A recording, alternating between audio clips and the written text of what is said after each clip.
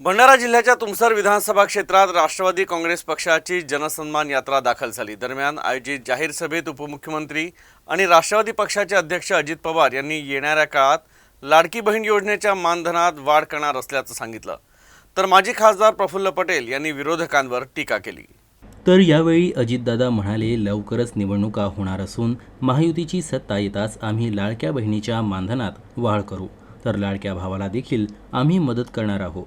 तर दुसरीकडे शेतकऱ्यांना यापुढे कृषी पंपाचे वीज बिल भरावे लागणार नाही, आम्ही वीज बिल माफ केले आहे, असे प्रतिपादन केलं। प्रफुल्लभाई येत्या काळात शेतकऱ्यांकरिता जितका बोनस मागतील तितका बोनस आम्ही देऊ, त्यामुळे तुम्ही काळजी करू नका, सरकार तुमच्या पाठीशी आहे, असे अजितदादा म्हणाले। आज मी या सभेच्या निमित्तानं माझ्या धान उत्पादक तमाम शेतकऱ्यांना सांगतो की प्रफुल्लभाईंनी आणि आमच्या सहकाऱ्यांनी आम्हाला सांगावं की आता आपल्याला धानाला इतका बोनस द्यायचा आहे, आम्ही तो बोनस त्या ठिकाणी तुम्हाला देणार, तुमच्या नुकसान करणार नाही।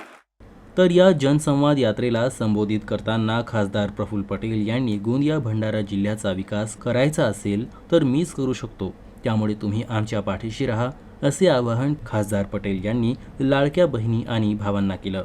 तर यावेळी पटेलांनी विरोधकांचा चांगलाच समाचार घेतला।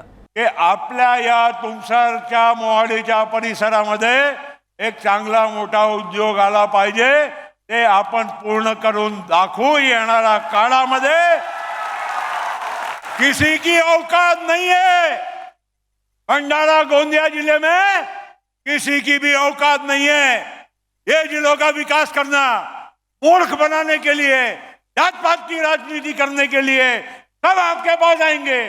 विकास करने के लिए प्रफुल्ल पटेल वहां पर खड़ा रहेगा, ये आप लोगों को भरोसा होना चाहिए।